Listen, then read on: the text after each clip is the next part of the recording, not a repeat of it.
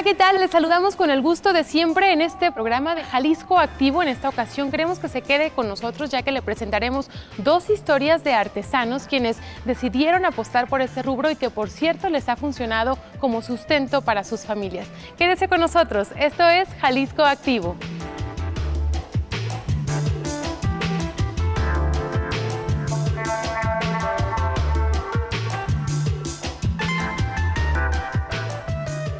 Y las artesanías continúan siendo fuente de sustento y desarrollo para muchas familias jaliscienses. En este programa nos acompaña el señor Ricardo Álvarez. Él viene de Creaciones Álvarez, dedicados a hacer piezas de cobre goteado y plasma. Nos va a platicar su historia. Bienvenido, Ricardo, ¿cómo está? Muy bien, señorita, gracias. ¿Cómo es que usted conoce esta técnica? ¿Desde cuándo fue que se involucró y quién inició su negocio? Mira, hace 40 años empezamos a trabajar esa técnica en cuestión de la lámina. Se fue superando poco a poco la forma de trabajar más rápido la producción. Fue cuando usamos el plasma para poder aventajar, porque era muy delicado y muy tardado cortar con tijera a mano. Entonces el plasma es un tipo de corte perfecto, exacto, para poder que la pieza salga un poco más fina, un terminado más fino. Y esa es la manera que nosotros hemos ido progresando para dar cumplimiento al cliente con una mercancía de calidad. Ese cobre goteado nació de un señor que se apellidaba Cervantes. Él ya murió. Él fue el que dejó el legado al artesano. Le digo artesano porque ya varios trabajan el cobre goteado. Bien. ¿En ese momento tenía más renombre este tipo de técnica o cómo es que usted decide abrir un negocio especialmente sobre esto? Mira, el cobre goteado fue un trabajo que nació en un aspecto muy silencioso, se puede decir, por qué no decirlo así. Había muy poco margen, muy poca venta en el aspecto del terminado porque era muy caro. Cobre goteado se refiere a...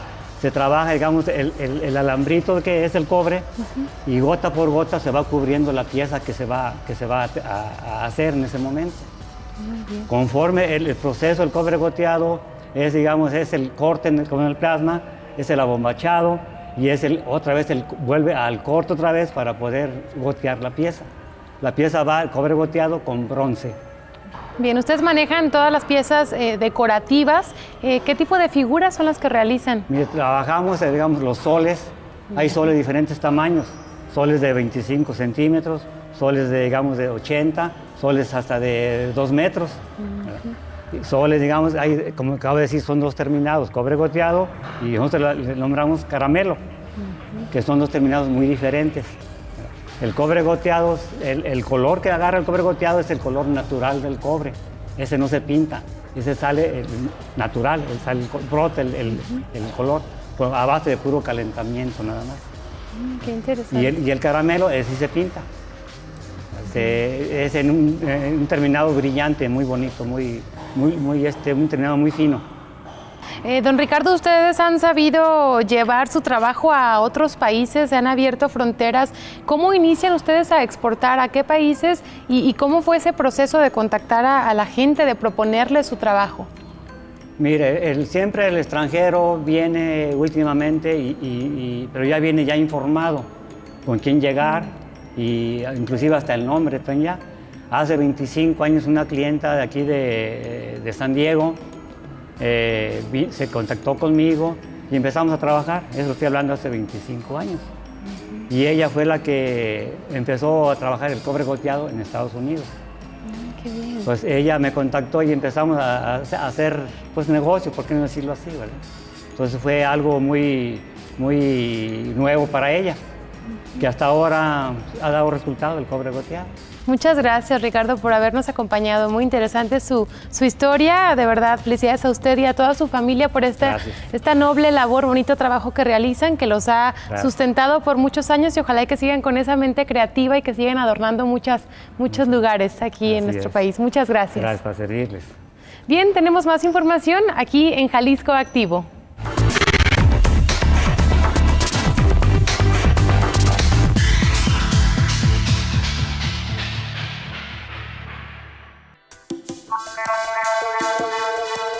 Le doy la bienvenida al señor Aurelio Covarrubias. Él tiene un negocio de herrería artística y en esta ocasión nos va a contar su historia, cómo es que se inició y cómo ha progresado también su negocio. Bienvenido, ¿cómo está, don Aurelio? Muy bien, señorita.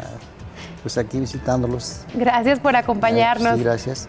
Bien, coménteme cuándo inicia con este oficio de la herrería y por qué decide involucrarse en esto. Pues es oficio de los padres que sigue uno, ¿verdad? Yo pienso que como de eso tenemos como 60 años que tengo de vida. Yo recuerdo que desde ese tiempo mi papá me llevaba a su taller, a su negocio. Y de ahí empecé a aprender lo que él hacía porque desde chico estoy ahí con él. No podía irme a la escuela por lo mismo. ¿Qué recuerda usted de niño? ¿Cómo empezó? ¿Cuál fue su primer contacto con los materiales? ¿Qué recuerda del proceso? ¿Cómo inició a aprender usted? En realidad en aquel entonces todavía no se usaba mucho la forja, que es lo que hacemos ahorita más. Más bien se usaba soldar baldes de esos que le llaman de lámina, galvanizados. Destapar tuberías, poner tuberías de agua y todo eso. El forjado todavía no se conocía muy bien. Empezamos poco a poco, ya después haciendo puertas de hierro, porque también anteriormente eran de madera.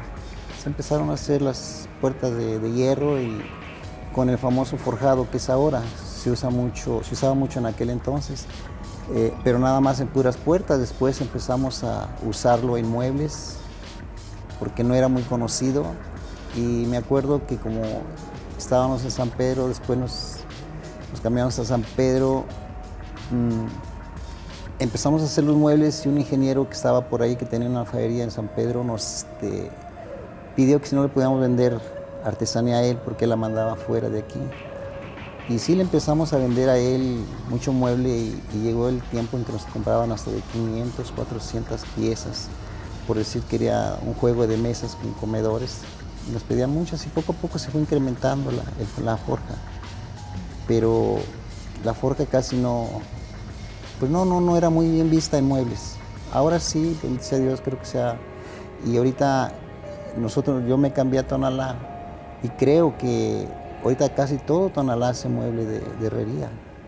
Bien, ¿por qué deciden cambiarse a Tonalá? ¿Había más movimiento de esta actividad? No, porque nosotros fuimos 11 de familia y lógico que yo tenía que buscar mi rumbo cuando me casé y me fui para Tonalá. Bien. Y ahí empecé a trabajar, nomás que como el pueblito todavía estaba muy muerto en aquel entonces, estamos hablando como de 40 años, entonces todavía se vendían nada más ollitas y cazuelitas y todo eso. Entonces para poder subsistir buscamos la forma de hacer cosas más nuevas. Para eso hay una persona que se llama Sergio Bustamante que empezó a hacer artesanía y como que empezó a llegar gente. Y nosotros empezamos a hacer carritos también y se empezó a incrementar. Y gracias creo que a eso se empezó el pueblo a subir, hablando pues también de otras personas. Un tal Jorge Wilmo también. Tonalá se empezó a crecer, porque era un pueblo muy pequeño. Y nosotros también empezamos a crecer por lo que hacíamos. Muchas gracias, Aurelio, por habernos acompañado. Le deseamos mucha suerte a usted, a su familia, a su negocio y una vez más, felicitaciones por su labor y por su trabajo. No, pues gracias a ustedes y mucho gusto. Gracias. Qué bueno. Muchísimas gracias. Gracias por habernos acompañado. Estos fueron los dos testimonios que esperemos hayan sido de su agrado. Si usted tiene algo que compartirnos, puede hacerlo a través del correo electrónico que aparece en pantalla, descubrec7@jalisco.gov.mx. Nos gustaría conocer sus comentarios, saludos, inclusive sus propuestas. De esta forma nos despedimos esperándolos en la próxima emisión de Jalisco Activo. Soy Verónica Sánchez. Hasta la próxima.